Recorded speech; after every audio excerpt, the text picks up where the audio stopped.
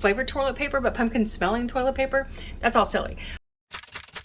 Hey folks, it's Darcy from the purposefulpantry.com. Welcome to the Back of the Pantry Challenge.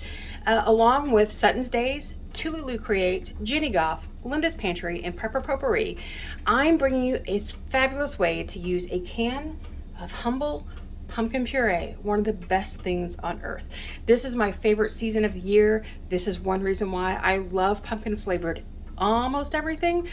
Sometimes people go way overboard. We don't need pumpkin flavored toilet paper, flavored toilet paper, but pumpkin smelling toilet paper. That's all silly. But I love pumpkin flavored everything. So today I'm going to bring you breakfast for whatever meal that you want, because not only are we creating pumpkin waffles, we're doing a quick pumpkin butter, and I'm going to show you one way to add extra nutrition to your waffles or your pancakes every time you cook. Down below in the description box and up here in the iCards, I'm going to link the Back to the Pantry playlist so that you can watch all of the videos from all of our contributors. And it's going to be not just this particular challenge, but every challenge that we do every month. The first Thursday of every month, we'll have a challenge on how to use something from the back of your pantry that you may have tucked back away that you don't know how to use, or you just need some new ideas about how to use it. So let's get started. Okay, to get started on our quick pumpkin butter. So what I have is probably about a couple of tablespoons of honey. I happen to use raw honey, but even with cooking, you know, raw honey loses its benefits, but that's the only thing that we buy. So we're using raw honey. 1 can of pure pumpkin. You don't want the pumpkin pie puree, but if you use it, you just skip this portion, which is pumpkin pie spice.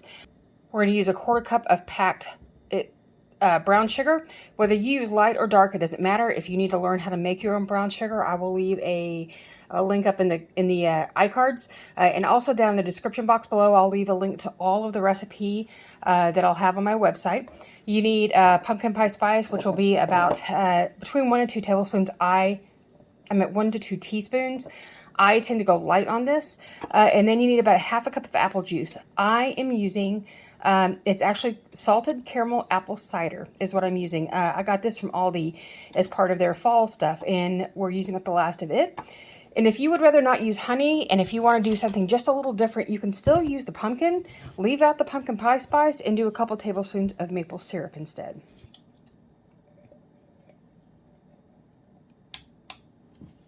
Okay, there's our 1 can of pumpkin. Let's see if we can just get you in here a little better. Then our honey.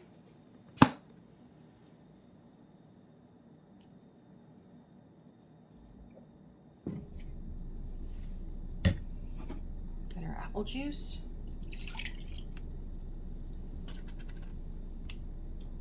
Oh.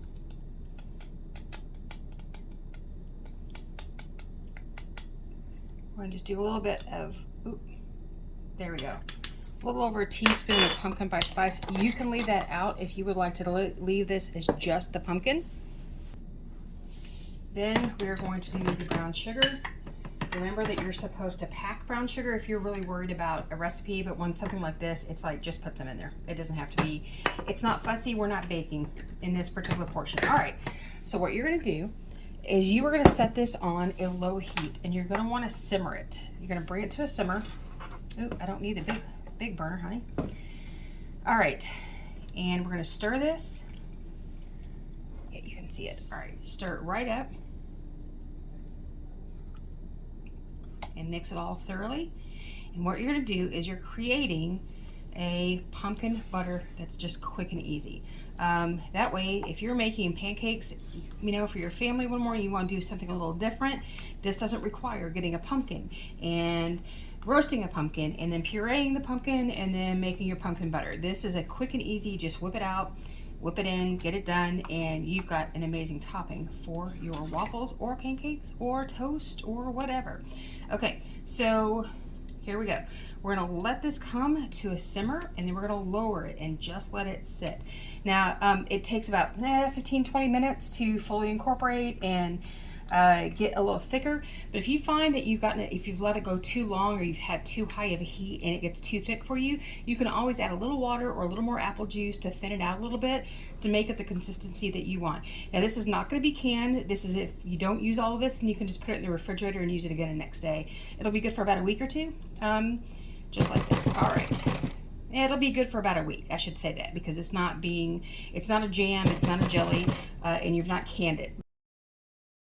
Now here's a little secret. You can make pumpkin waffles and pancakes out of whatever is your favorite recipe.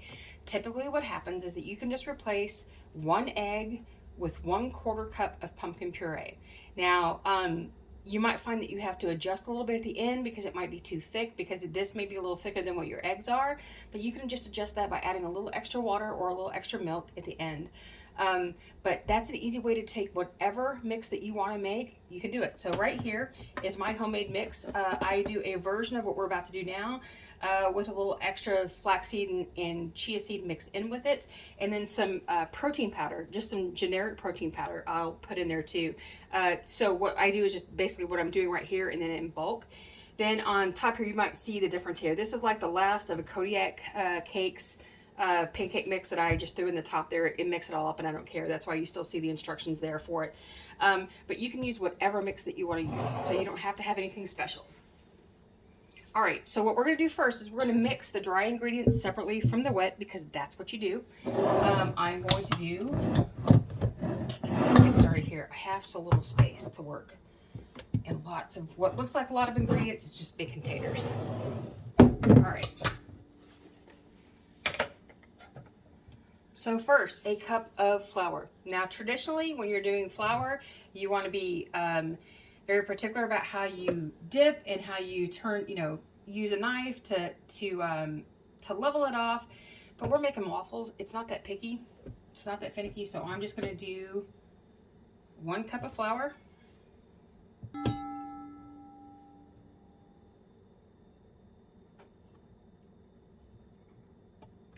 1 cup of whole wheat flour, a teaspoon of salt,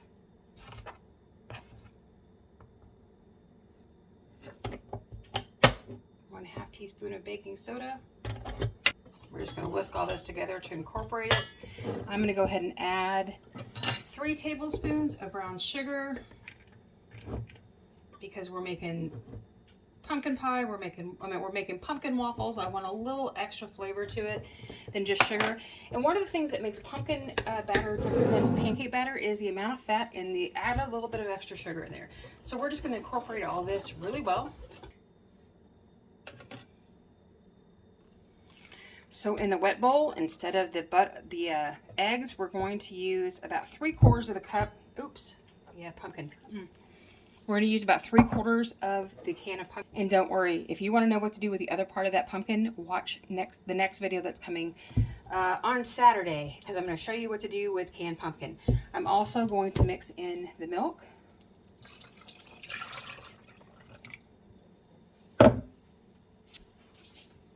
And butter.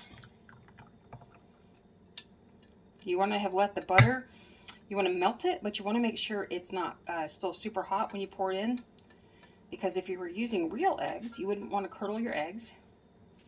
Use my whisk and make sure that I've got this, oops, yep, Darcy's the mess again.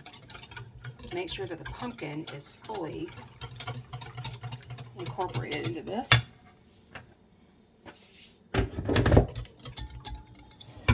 So we don't have chunks of pumpkin.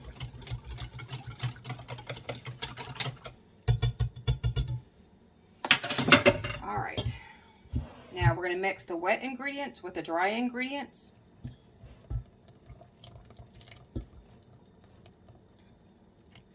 Much like the muffin method of making quick breads. And you don't want to whisk this, because what you don't really want to do is stir this too much, because what you don't want to do is develop even more of the gluten that is in the flour to make pancakes and waffles that are very tough. So what you're going to want to do is you're going to want to mix this really well. And you're going to have a mix that is a little on the lumpy side, and that's fine. That's what you want. So you stir it just enough to get all of the mix incorporated. So you want to make sure you're digging way down at the bottom of the bowl. See how at the very bottom there was still some mix left? So get all the way at the bottom, stir it, and then, as our old friend Alton Brown says, because I learned how to cook watching Good Eats years ago when I first got married, learning how to do more than just follow just simple recipes. I learned a lot more from him. So what you're gonna do at this point is you're going to walk away and you're just gonna leave this and let it sit for a while, because what you want is for all of those flavors to marinate. And you want to allow the flour to absorb the water, and you're just letting it sit. Now I'm looking at this thinking it's a little thick. Typically I like my waffle batter to be just a little bit on the thin side, not like pancake batter, but just a little bit thinner. So what I would do is I'm going to let this sit for a while, see what it does, and if I still find it's too thick, I'm going to add a little bit more milk. Okay, so right now what I'm going to do is clean up my mess, get my waffle iron set up, get it heated, and then we'll start the next phase. And you're all laughing at me, aren't you? I didn't add my extras. So basically what I'm going to do is 1 tablespoon of chia seed and flax seed. I'll add a little bit more because that's what I want to do. And then I usually add about 2 tablespoons of vegetable powder. Now that will equal about 2 cups of fresh vegetables. Something, you know, besides the fact that you're already getting that with the pumpkin, this just adds a little extra nutrition to your pumpkin. Now if you add this extra bit, what you're going to want to make ssure you do is add some extra liquid at the end, because flaxseed and chia seed often can act like a binder, like eggs.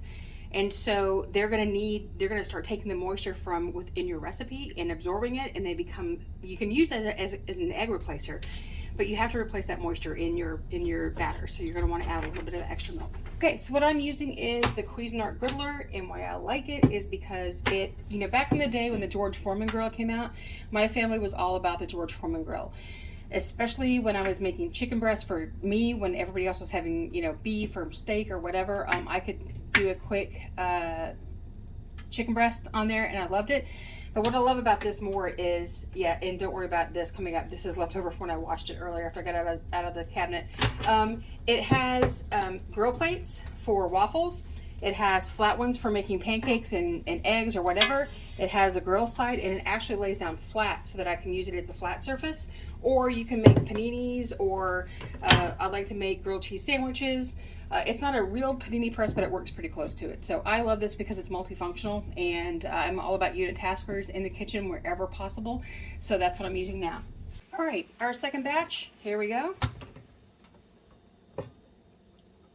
Now, if you like waffles that are super crispy, you can leave these in longer. I have one who prefers his waffles kind of soft. The rest of us like them super crispy, so all I do, because I do these in bulk, I just throw them in the toaster if we need a little bit more bulk. All right, come on. I want to stick my finger in there because they're hot. All right, here are our waffles. Yummy pumpkin flavor.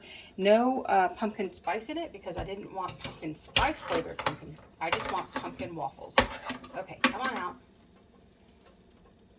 Now what I do with these when I do them in bulk, I will lay them out flat on a cookie sheet and freeze them like that. Then I store them in their storage container for the freezer. I don't like to put them, oh, I need to spray first. That's a new bottle of oil for me, and that one puts out a whole heck of a lot more oil than the last one did. All right, so where was I with that? Okay, I don't just throw them in a bag like they are and then freeze them, because they will stick. Even if they've cooled off, they tend to stick to each other if you do that. All right, so we're going to do the last one here.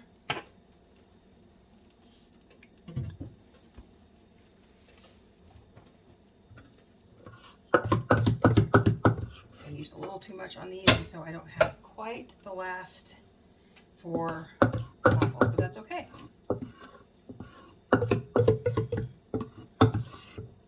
It still feeds us for supper tonight, and I will be glad to have them with some eggs, and we've got breakfast for supper. All right, there we go. There's our last little batch. Now you can multiply this as much as you want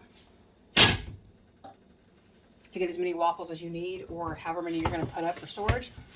I am completely out of freezer space at the moment, so this is, I'm making just enough for dinner tonight. Okay, so when we're ready to serve this up,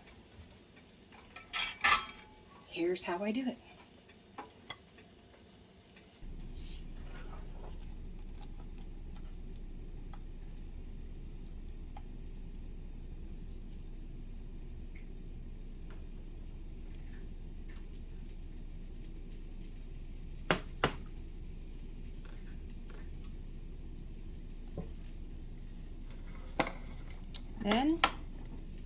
few pepitas sprinkled on top.